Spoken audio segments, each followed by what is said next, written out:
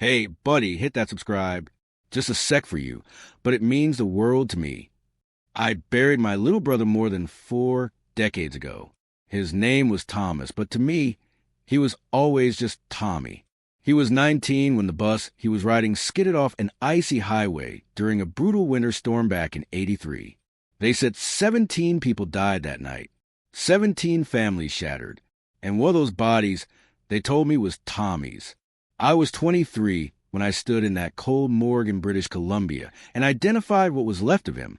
I still remember how my hands wouldn't stop shaking as I signed the paperwork. And I remember walking out into that freezing air knowing I now had to do the one thing that felt impossible. Go home and tell my mom that her youngest son was gone forever. She never recovered from it.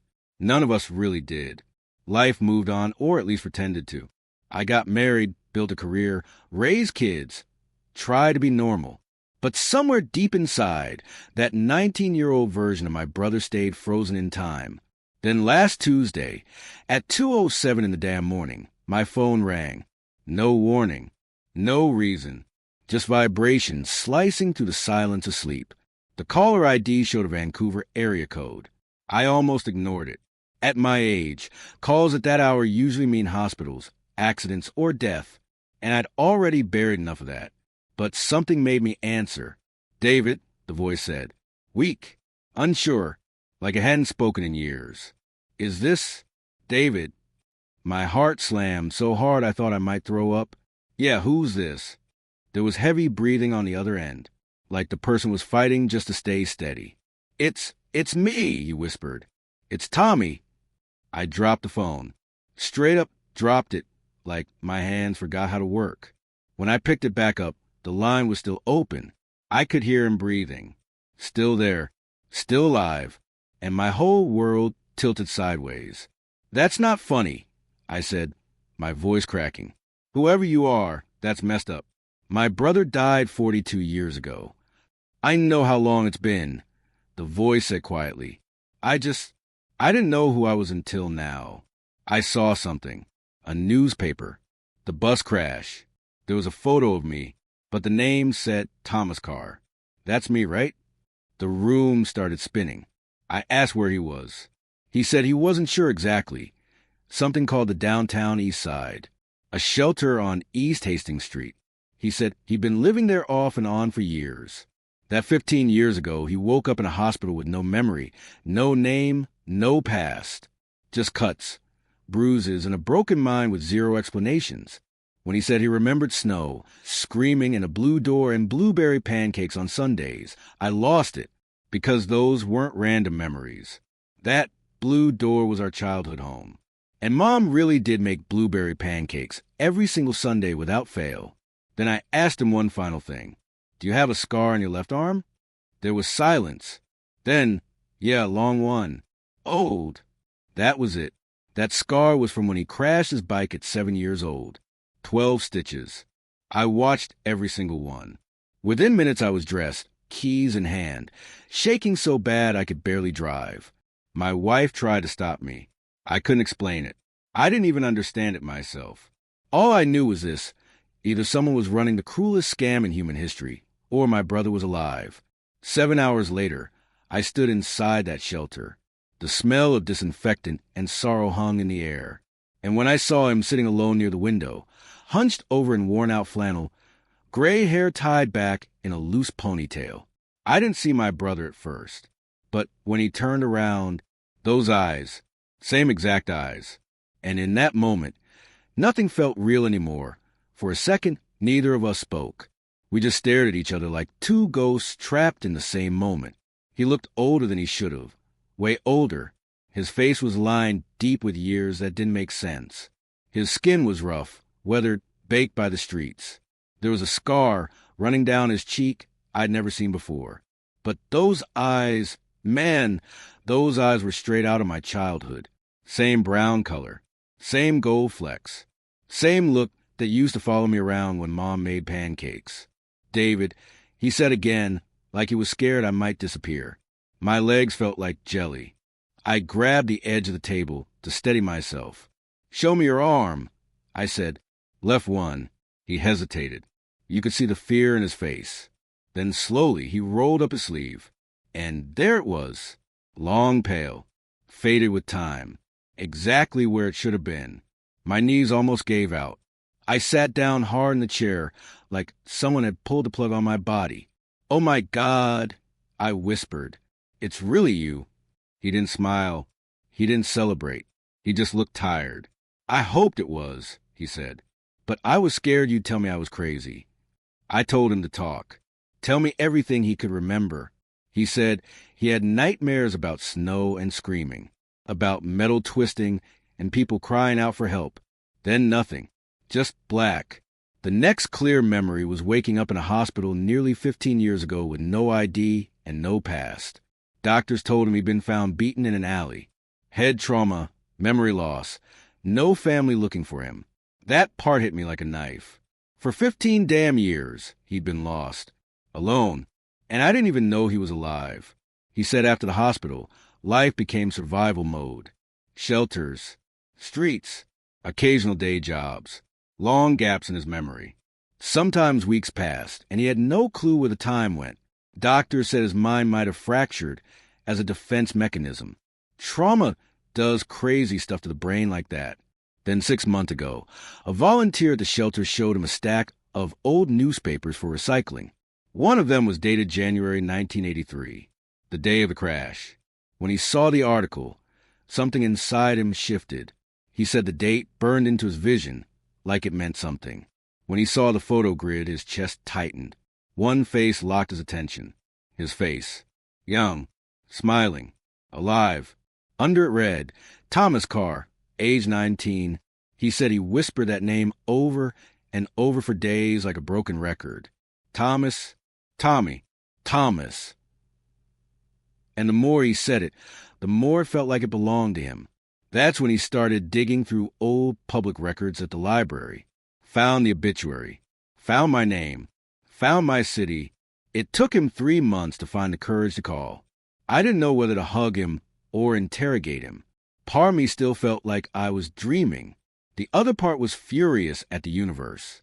Furious at fate. Furious at myself. I told him our mom died 10 years ago. That broke him. He looked down at his hands, fists clenched tight like they might explode. "She died thinking I was gone," he whispered. "Yeah," I said, and I was the one who told her. Silence fell between us like a heavy fog. Finally, I wiped my face and said the thing neither of us had wanted to hear. "We need proof. A DNA test. It's the only way." He nodded fast. "I want that. I need that." We drove across Vancouver to a private lab. Ride was quiet. Too quiet. His hands trembled the whole way. The test was simple. Just cheek swabs and paperwork.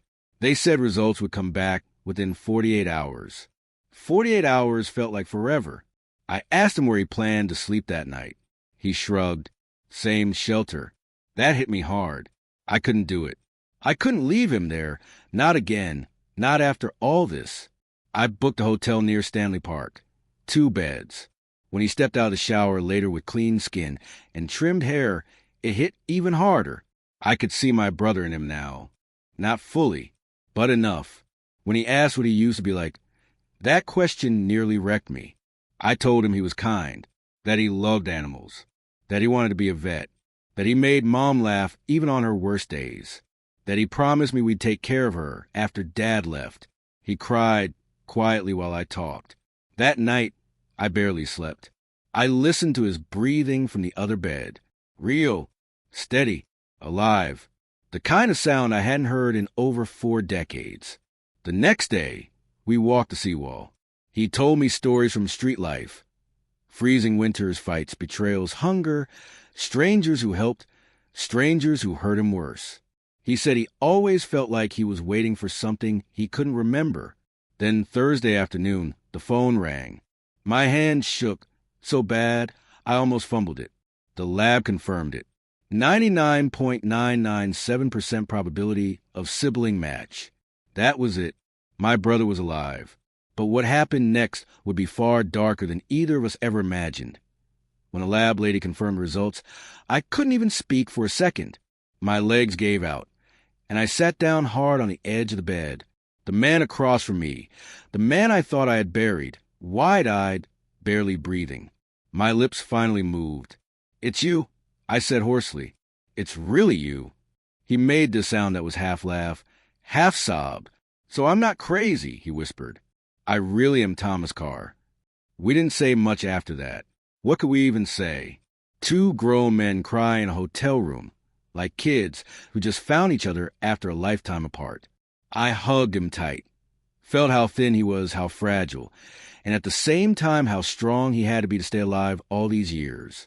Once the emotion settled a little, the real question hit us both at the exact same time. How did you survive? That question hung in the air like smoke. He told me everything he remembered, which honestly wasn't much. Just darkness after the crash. Cold, so deep it felt like it was inside his bones. Then flashes, a face above him, voices he couldn't understand, the feeling of being dragged. Then more darkness. I suggested we get an expert involved, someone who dealt with trauma cases. That's when he mentioned Dr. Walsh, the woman at the free clinic who had been trying to help him piece himself together. So that same afternoon, we went straight to her office. She was calm, sharp, and didn't sugarcoat a damn thing. After running him through a full exam and digging through his medical history, she laid it out straight. He had multiple heel fractures, rib, ankle, forearm, deep scarring across his back, and a serious old impact injury to the skull. In plain English, he took one hell of a beating somewhere after that crash. Dr. Walsh's theory hit like a punch to the gut. She believed Tommy survived the initial wreck, unconscious or barely breathing, and was thrown from the bus during the chaos. With bodies scattered, snow raging, and visibility near zero, someone likely grabbed the wrong man when they did recovery. The body I identified? Probably not his. Tommy, she suspected, had been found by someone else. Not a rescue team, not police, somebody off the grid. And that somebody saw an opportunity. A young man with no memory, no ID, no family, no voice, perfect for exploitation, illegal labor, remote compounds, backwoods operations where nobody asked names, logging, construction, maybe worse. 15 years of that kind of life would explain everything. The scars, the aging, the missing time, the broken memory. And then one day around 2010, he either escaped, was dumped, or worked until he was too damaged to be useful. That's when he landed on the streets of Vancouver. Straight up abandoned. Tommy didn't cry when she said it. He just stared at the floor. I wanted to tear the world apart with my bare hands. When we left the clinic, I told him he was coming home with me. Back to Kelowna. Back to a real bed. A real family. He was scared. You could see it in his eyes. "I don't know how to be a brother anymore," he said. "I don't know how to belong anywhere." I told him, "Then we'll learn together." The drive back home was quiet, but different now. Heavy, but hopeful. When my wife saw him for the first time, she didn't hesitate. She pulled him into a hug and said, "Welcome home, Tommy." And the man who'd survived hell finally broke down in real safety for the first time in decades. The following weeks were rough. Nightmares, panic attacks, loud noises sent him spiraling. Sleeping indoors felt wrong to his body, but therapy started helping, slowly, painfully, piece by piece. Then one night, sitting on the deck watching the sunset, he said something that froze me cold. "David," he said quietly, "I remember a name today." My heart skipped. "Whose?" He swallowed hard.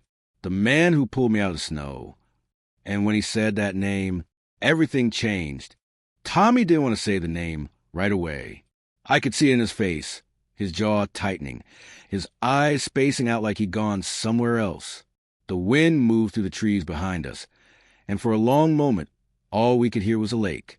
"His name was Carter," Tommy said finally. "At least, that's what he told me to call him." My chest tightened. "You sure that's the same man who found you in the snow?" He nodded slowly. I see his face when I close my eyes. Big guy, broken nose, smelled like gasoline and cigarettes. He lifted me like I weighed nothing. I remember thinking I was being saved. That lie hurt worse than the truth. Tommy said Carter didn't take him to a hospital, didn't call for help, didn't even ask his name. He brought him to a rundown trailer up in the mountains, somewhere remote, snow everywhere, no neighbors, no roads that led anywhere normal. At first, Carter acted like a hero, fed him, bandaged him up, let him rest. But the kindness didn't last long. Once Tommy could stand again, work began. Hard labor, sunrise to dark, no pay, no explanation. And any time he asked questions, Carter's whole tone changed. That's when I learned not to ask, Tommy said. Years blurred together in that mountain hell. Tommy worked on illegal logging sites, construction projects that had no business existing. He said he saw things he still won't talk about, people who disappeared, money that moved fast and silent, and always that feeling that he was owned. Every time he tried to run, Carter found him. Every time, punishment followed. The memory gaps made sense now. Trauma mixed with fear scrambles the brain like a broken hard drive. Then one winter, nearly 15 years later, Tommy collapsed from exhaustion on a job site. Instead of helping him, Carter dumped him in Vancouver like trash. Sick, starving, forgetful, barely surviving. And that's how my brother became homeless. We went straight back to Dr. Walsh the next day.